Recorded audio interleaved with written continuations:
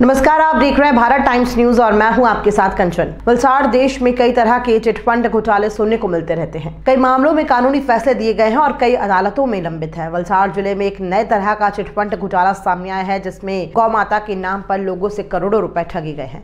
लोगों से हर महीने निश्चित राशि लेकर निर्धारित अवधि में गिर गाय का लालच, साथ में गौ से उत्पादित सामानों की बिक्री का लालच देकर योजना के तहत पैसे जमा कराए गए। कुछ समय तक लोगों को पैसे लौटाए गए, लेकिन बाद में पैसे देने में आनाकानी करने लगे। गुजरात के चिखली नवसारी से वर्ष 2011 में registered Gauras multi trade private limited company ने लोगों को धोखा देकर और बड़े बड़े सपने दिखाकर एक चेन स्कीम के तहत हर महीने पैसे जमा कराए, लेकिन समय सीमा के बाद पैसे वापस नहीं लौटाए। आपको बता दें कि कॉर्पोरेट मामलों के मंत्रालय के अनुसार दोनों आरोपी निदेशक जिग्नेश भाई वजीर भाई पटेल सुखाला कपराड़ा जिला वलसाड़ के निवासी और अनिल भाई रामनरेश जायसवाल सूरत के निवासी हैं। इसके अलावा कंपनी की कोर कमेटी के सदस्य वंतक भाई पटेल, धीरू भाई पटेल, महेंद्र भाई पटेल, सुभाष भाई पटेल थे। शिकायतकर्ता योगेश भाई, बाबू भाई पटेल निवासी वलसाड़, सुनील भाई, अरविंद भाई पटेल, मनीष भाई पटेल, नितिन भाई पटेल, विपुल भाई खलपति और अन्य पीड़ितों द्वारा पारडी पुलिस स्टेशन में IPC 420 के तहत गौरस मल्टी ट्रेड प्राइवेट लिमिटेड के दोनों निदेशकों के खिलाफ पारडी पुलिस स्टेशन में शिकायत दर्ज कर मामले में न्यायिक जाँच की मांग की है। साथ ही पुलिस और सरकार से न्याय की गुहार लगाई। पूरे मामले में शिकायतकर्ता के साथ एडवोकेट रूपेश राठौर और एडवोकेट हेमंत पटेल उनकी मदद के लिए आए और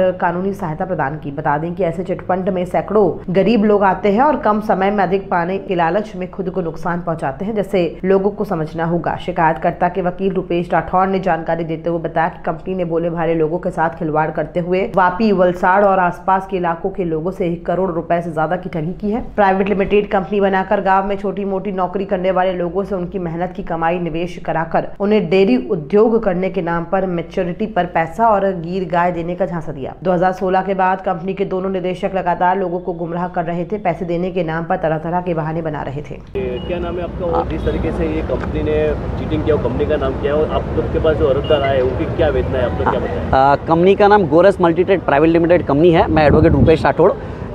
ये लोग इस कंपनी से 2016-17 से जुड़े हैं। 2011 को कंपनी बनी थी। उसके बाद से ये लोग छोटे छोटे पार्ट्स में जैसे सहारा वाले लेते थे वैसे कलेक्शन करते हैं और इनको एक ऐसा लालच दिया कि ये पैसे आपको 8 साल में 2 गुना मिलेंगे, जिसके साथ आपको गिर गाय होती है वो मिलेगी, आप अपना कुछ बिजनेस कर पाओगे और अलग अलग तरह की बेनिफिट्स दिखाई थी कि जो ऐसे सपने दिखाए थे जो कभी साकार नहीं होगा, वैसे सपने दिखाए थे।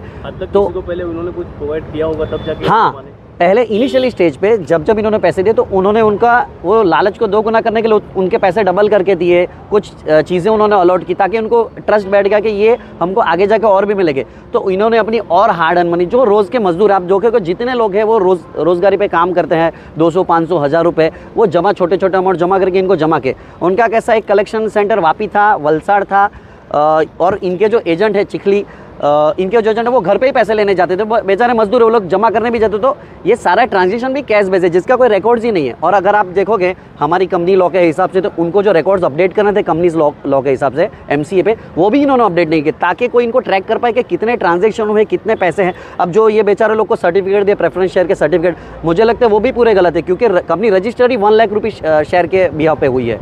तो इनका जो मेरे पास जो लोग आए हैं, जो गरीब लोग, उनका तकरीबन 1-8 करोड़ रुपया जितना फंसा हुआ है। इसके अलावा बहुत सारे लोग हैं जिनका कितना पैसा फंसा हमको पता नहीं। जब ये दोनों मिलेंगे, जो इस पूरी मिस्ट्री के मास्टरमाइंड है, जिग्नेश भाई और अनिल भाई, वो दोनों मिलेंगे तो पता चलेगा कितने लोगों के साथ कितना फ्रॉड किया है।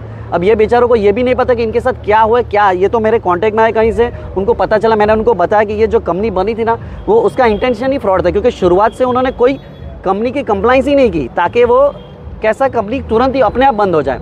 मिनिस्ट्री ऑफ कॉर्पोरेट अफेयर्स ने इस कंपनी को स्ट्राइक ऑफ किया हुआ है। साल में पहले भी बहुत सारी कंपनियां ऐसा गिलोनी हरकत कर चुकी है, तो इसके बारे में आपका क्या सोचना है? मैं ये बताना चाहूँ तो कि अगर सरकार कोई अच्छे एक्शन ले, तुरंत एक्शन ले, तो ऐसे लोग पे ऐसी कार्रवाई हो ताकि कोई और ऐसा ना कर पाए। जैसे एक आगे भी हमने आया था कि समृद्धि जीवन करके कंपनी है, कुछ अलग अलग सारी कंपनियां आती रही जो ऐसे लोग को डिटेक्ट करती है जिनको किसी चीज़ का नॉलेज नहीं। बेचारों इनको ये भी नहीं पता कि कंपनी एक अलग चीज़ है और डायरेक्टर अलग चीज़ है। ये लोग कंपनी के डायरेक्टर को उसका मालिक मान के चल रहे हैं, जबकि अपने कंपनी लो में डायरेक्टर और कंपनी अलग है। मास्टरमाइंड वो लोग ही हैं जो इसके पीछे जो डायरेक्टर है। आपके हिसाब से ऐसे लोगों पे कैसे फरियाद होनी चाहिए, कैसे कार्रवाई होनी चाहिए? कार्रवाई में सबसे पहली बात ये है कि न्याय यही होना चाहिए कि बेचारे इन गरीब लोग का सबसे पहले पैसा मिल जाए, उसके बाद जो ऐसा एग्जाम्पल सेट किया जाए कायदे के हिसाब से, ताकि कोई और ऐसा करने से पहले 2 बार सोचे कि हम इस गरीब लोग का पैसा ना लें। आरबीआई की गाइडलाइन के हिसाब से बैंक के जो नियम है उसके हिसाब से क्या ये चीज़ वापस इनको मिल सकती है, ऐसा आपको लग रहा है क्या?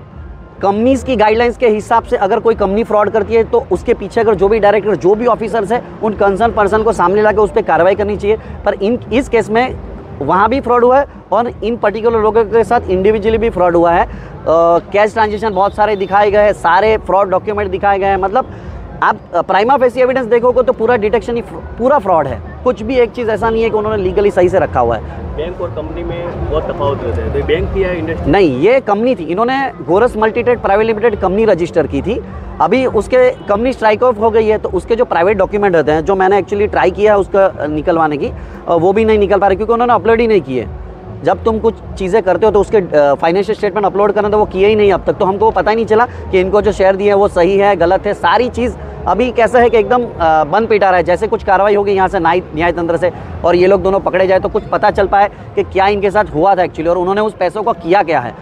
तो कैसा है कि ये मनी लॉन्ड्रिंग का भी केस हो सकता है कि पैसों को कहाँ ले जाकर क्या डाला है। बट अभी तो ये है कि सबसे बड़ी बात ये दोनों पकड़े जाए और इन बेचारे गरीब लोगों का पैसा इनको रिटर्न मिले, वही सबसे बड़ी बात है। बाकी चीज़ें तो बाद में जो भी हो सके वो न्याय की तरफ से, पहले इनका पैसा मिल जाए, वही हमारी दरखास्त है न्याय तंत्र से और पुलिस से, जो भी इनके लिए हो जाए वो करे। ऐसा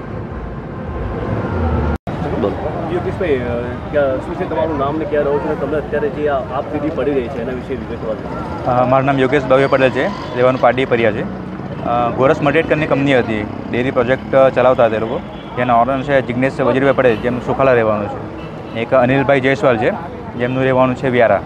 એકચ્યુઅલી એમને કહ્યું કે પાર્ટમાં પૈસા ઉઘરાવતા હતા, ઘરે લેવા આવતા હતા, ઓફિસ પર જમા કરતા હતા।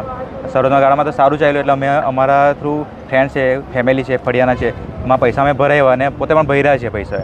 હવે કેવું છે કે સમય પહેલાં શરૂઆતના ગાળામાં એમને પૈસા પાછા રિફંડ આપ્યા છે, એટલે અમને વધારે લાલચ આવી તેથી અમે પાછા વધારે પૈસા ભર્યા। પછી 2016થી લઈને હમણાં સુધી ભાઈ મળતા જ નથી, પૈસા આપવાના બહાના કર્યા કરે છે, પૈસા આપતા નથી એમના। અમારા આખી ટીમના જોઈએ તો 70-80 લાખ રૂપિયા એમાં રોકાયેલા છે એમાં।